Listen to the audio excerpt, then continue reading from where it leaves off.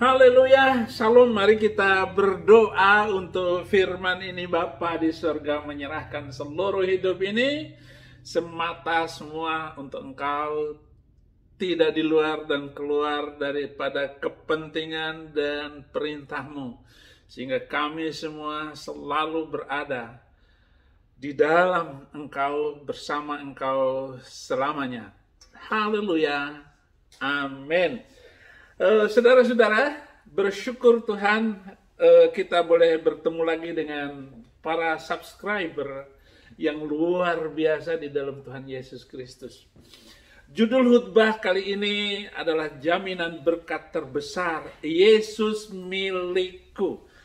Rangkaian dari khutbah Desember.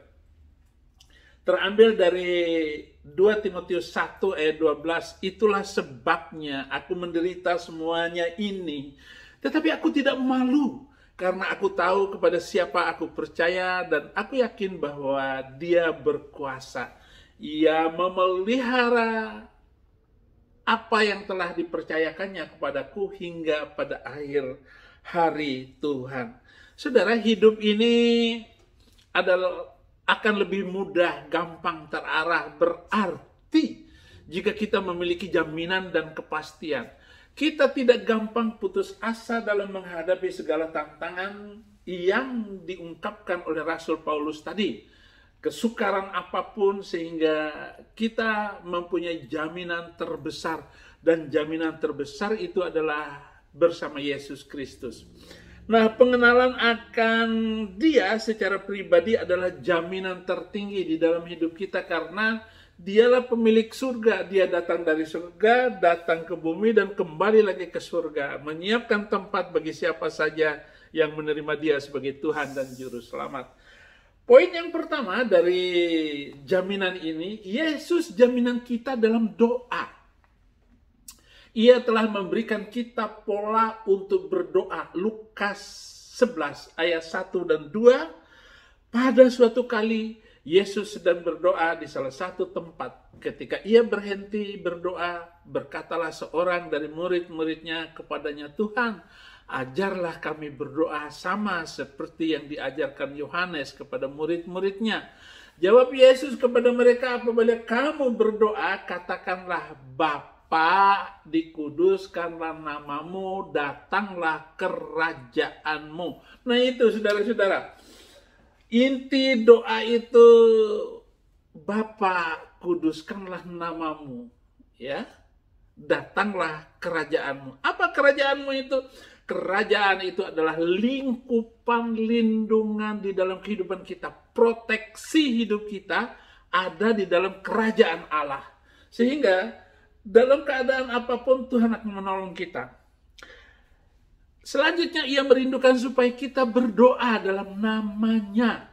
In the name of Christ. Yohanes 14 ayat 14. Jika kamu meminta sesuatu kepadaku dalam namaku, aku akan melakukannya. Jadi saudara-saudara, kalau berdoa in the name of Christ, tidak di luar dan keluar daripada itu. Selanjutnya, ia sanggup menjawab doa kita. Sanggup menjawab doa kita. Wah, Pak Pendeta ada di Amerika dalam pengejaran, dalam buronan. Dengar baik-baik, semua pemimpin besar dunia itu selalu diburon. Musa buronan, Yesus Kristus pun buronan. Siapa sih pemimpin besar di dunia ini yang tidak menjadi buronan? Semua diburu. Haleluya. Efesus 3 ayat 20, bagi Dialah yang dapat melakukan jauh lebih banyak daripada apa yang kita doakan atau pikirkan, seperti yang ternyata dari kuasa yang bekerja di dalam kita. Saya bangga bagaimana Tuhan itu telah menjawab doa-doa saya selama ini. Saya bahkan bukan mendoakan untuk dapat mobil, untuk dapat rumah. Tetapi apa yang tidak saya doakan itu yang membuat saya terpesona dengan kebaikan Tuhan Yesus Kristus. Saya hanya meminta jiwa-jiwa. Saya meminta orang-orang untuk datang kepada Yesus Kristus dengan melakukan penginjilan aktif. Baik di media sosial, buku-buku yang saya tulis, ataupun lewat pelayanan pribadi. Mereka mengundang saya, saudara-saudara yang muslim itu mengundang saya, dan akhirnya satu rumah terima Yesus Kristus. Itu yang saya lakukan. Haleluya. Nanti kepanjangan. Yesus yang kedua, Yesus jaminan kita dalam menghadapi cobaan. Jadi kalau Anda dalam pencobaan, serahkan hidupmu kepada Tuhan. Ia sanggup menjaga kita dari jatuh. Iya. Jatuh bangun aku mengejarmu. Mengejar Yesus aku jatuh bangun. Tetapi dia akan selalu menolong karena dia menjamin saya tidak jatuh. Yudas 1 ayat 24. Bagi dia yang berkuasa menjaga supaya jangan kamu tersandung, dan yang membawa kamu dengan tak bernoda dan penuh kegembiraan di hadapan kemuliaannya. Penuh kegembiraan. Pak Pendeta, penderitaan bagaimana? Kok bisa gembira? Ini sudah berat penderitaannya. Hampir-hampir ini saya tenggelam. Sabar menanti jawaban doa. Haleluya. Ia sanggup memberikan kita kemenangan atas pencobaan. Pencobaan yang kalian alami tidak seberat yang saya alami hari ini. Tetapi saya sanggup sukacita karena Tuhan. Ia sanggup memberikan kemenangan atas pencobaan. 1 Korintus 10 ayat 13. Pencobaan-pencobaan yang kamu alami ialah pencobaan-pencobaan yang biasa, yang tidak melebihi kekuatan manusia. Sebab Allah setia, karena itu ia tidak akan membiarkan kamu dicobai melampaui kekuatanmu. Pada waktu kamu dicobai, ia akan memberikan kepadamu jalan keluar, sehingga kamu dapat menanggungnya.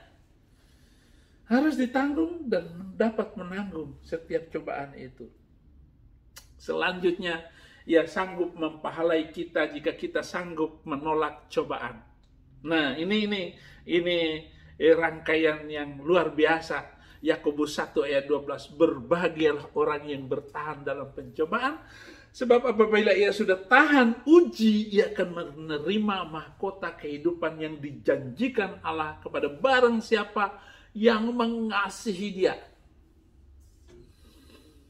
Mengasihi Yesus Kristus. Mengasihi Bapa dengan sepenuh hati. Amin.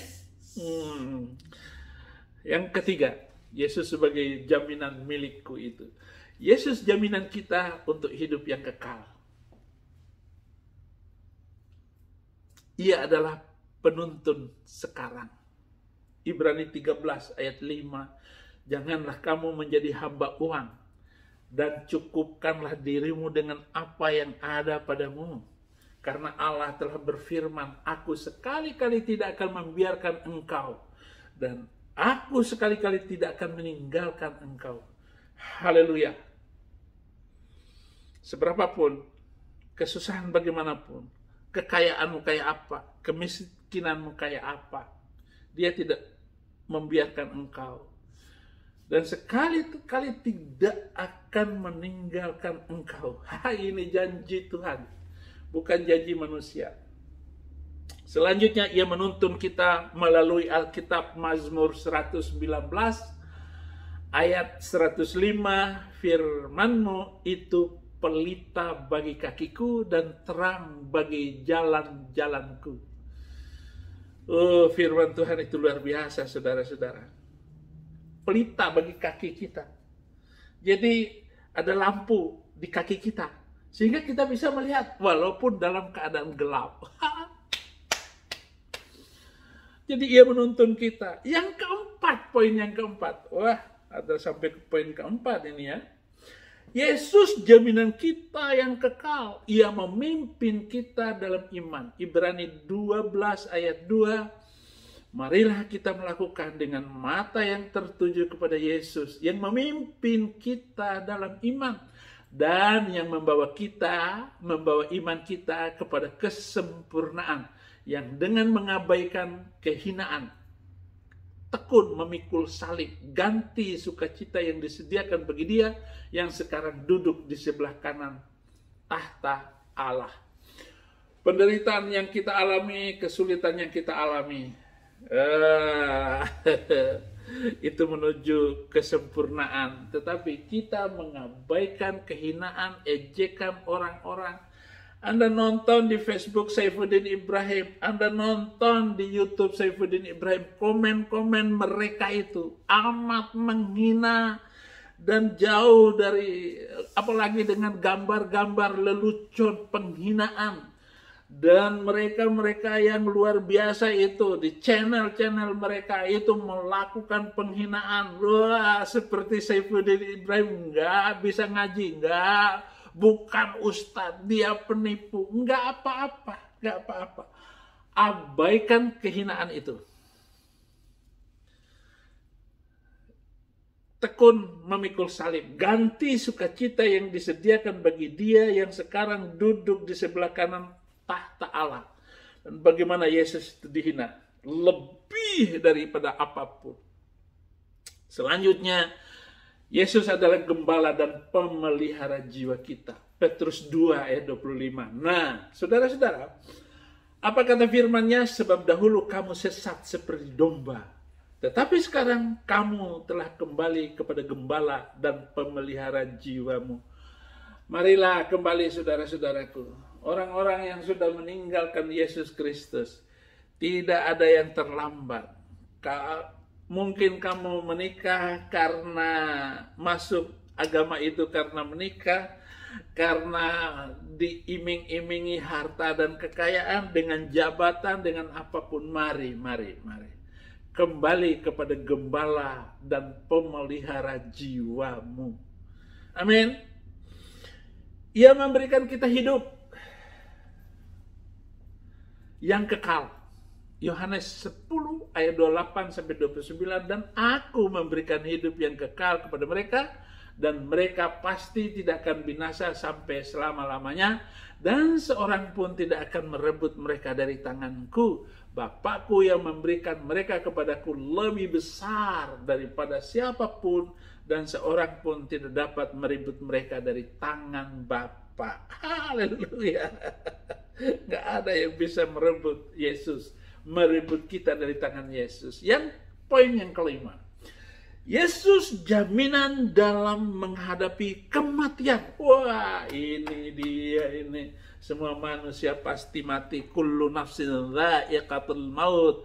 Semua yang bernapas pasti mati. Ia memegang kunci maut dan kerajaan surga. Wahyu 1 ayat 18, dan yang hidup, aku telah mati, namun lihatlah aku hidup sampai selama-lamanya, dan aku memegang kunci maut dan kerajaan maut. Yesus yang memegang itu. Kalaupun Anda, Saifuddin Ibrahim, kata keluarga saya tinggal setahun lagi, katanya umur saya, sudah ditambah Tuhan Yesus 3 tahun. Dan sekarang saya sedang menyusun 1000 khutbah. Dan kalau saya harus mengucapkan khutbah itu, membacakannya, saya harus membacakannya itu selama 3 tahun ke depan. Berarti umur saya masih lumayan dong. Sementara mereka sudah mengatakan, saya tidak lama lagi. Karena memperhatikan napas saya dan melihat kemampuan saya. Muka saya kadang pucat. Ada lagi yang bilang itu muka Saifuddin Ibrahim sudah kayak komodo tua. Oh, bagus. Biar saya makan itu kadrunisme. Mati-matilah. Haleluya. Ia memberikan penghiburan dalam kematian. Mazmur 23 ayat 4. Sekalipun aku berjalan dalam lembah kekelaman, aku tidak takut bahaya, sebab engkau besertaku, gadamu dan tongkatmu itulah yang menghibur aku. Yesus selalu menghibur. Amin. Jadi sekalipun kita dalam lembah maut, gada dan tongkatnya itu yang menghibur aku. Jadi saya tidak takut dengan kecelakaan apapun. Jalan aja. Selanjutnya saudara-saudara, masih ada poin lagi. Tenang saja dulu ya. Ia mengambil sengat maut dari kita. Jadi banyak orang yang sudah disiksa itu, kematian tidak terasa bagi dia. 1 Korintus 15 ayat 55 sampai 57, hai maut, di manakah kemenanganmu? Hai maut, di manakah sengatmu? Sengat maut ialah dosa, dan kuasa dosa ialah hukum Taurat. Tetapi syukur kepada Allah yang telah memberikan kepada kita kemenangan oleh Yesus Kristus Tuhan kita. Gara-gara ngerti hukum-hukum, aturan, undang-undang itu, kita takut akan kematian. Kita dipermainkan oleh kematian itu. Tetapi karena Yesus telah menghibur kita dengan kematiannya di atas kayu salib, 3 hari bangkit hidup kembali, dan sampai sekarang masih hidup. Dan itulah yang membuat kita gembira dengan sengat maut itu. Kamu nggak ada apa-apanya karena Yesus mengalahkan maut. Haleluya. Aduh, asik juga ini khutbah ya. Poin yang ke-6, Yesus jaminan kita dalam kebangkitan dari antara orang mati. Kita akan dibangkitkan oleh karena Dia. 2 Korintus 4 ayat 14 demikian. Karena kami tahu bahwa Ia yang telah membangkitkan Tuhan Yesus akan membangkitkan kami juga bersama-sama dengan Yesus, dan Ia akan menghadapkan kami bersama-sama dengan kamu kepada dirinya. Siapa yang cinta Yesus dengan sungguh-sungguh tanpa sedikit pun takut ragu, kamu akan diberkati dan kamu akan menghadapi Dia bersama saya atau saya bersama kalian. Amin. Wah, ini jaminan ini. Nih, saya heran bisa menemukan ayat-ayat yang luar biasa di dalam firman lalu disusun. Kita akan memiliki tubuh yang baru. Nah, ini tubuh lama ini. Nanti akan diganti dengan tubuh yang baru, bisa lolos masuk tembok, masuk kamar tanpa pakai kunci. Masuk aja. Filipi 3 ayat 20 sampai 21 demikian. Karena kewargaan kita adalah di dalam sorga. Jadi bukan KTP sekarang, bukan paspor kamu sekarang ini. Bukan paspor Indonesiamu itu. Tetapi KTP sorgawi, itulah KTP kamu. Amin. Adalah di dalam surga, dan dari situ juga kita menantikan Tuhan Yesus Kristus sebagai juru selamat yang akan mengubah tubuh kita yang hina ini sehingga serupa dengan tubuhnya yang mulia menurut kuasanya yang dapat menaklukkan segala sesuatu kepada dirinya. Takluk semua. Jokowi akan takluk kepada Yesus. SBY takluk kepada Yesus Kristus. Si Habib Rizik takluk. Ducomat takluk. Loh, walaupun lo menghina salib. Kamu berani menghina salib? Tetapi salib yang saya pakai ini adalah lambang cinta saya kepada Dia. Aku mau serupa dengan Dia. Amin. Serupa dengan tubuhnya yang mulia menurut kuasanya, dan menaklukkan segala sesuatu kepada dirinya. Presiden Obama, kena kamu sini. Semuanya, semua manusia akan takluk kepada Yesus Kristus. Selanjutnya saudara-saudara, kita akan menjadi sama seperti Dia. Sama seperti Dia. Ya, masuk surganya itu. 1 Yohanes 3 ayat 2, saudara-saudaraku yang kekasih, sekarang kita adalah anak-anak Allah. Tetapi belum nyata apa keadaan kita kelak. Akan tetapi kita tahu bahwa apabila Kristus menyatakan dirinya, kita akan menjadi sama seperti Dia. Sebab kita akan melihat Dia dalam keadaannya yang sebenarnya. Oh, haleluya. Poin yang ke-7. Saya kira ini poin yang terakhir ya. Tolong jangan matikan YouTube Anda. subscribe, dan komen. Karena channel ini akan berjaya untuk memberitakan Injil. Poin yang ketujuh, Yesus jaminan kita untuk masuk surga. Nah lo, bukan bom bunuh diri, bom diri itu, bondir itu, ya kantor polisi saja berani diledakkan sama si kadrunisme itu. Jaminan masuk surga, kita merindukan surga. Ibrani 11 ayat 16, tetapi sekarang mereka merindukan tanah air yang lebih baik, yaitu satu tanah air surgawi. Sebab itu Allah tidak malu disebut Allah mereka, karena ia telah mempersiapkan sebuah kota bagi mereka. Itu di Ibrani ya. Kita mempunyai warisan surga, 1 Petrus 1 ayat 4, untuk menerima suatu bagian yang tidak dapat binasa, yang tidak dapat cemar, dan yang tidak dapat layu, yang tersimpan di surga bagi kamu.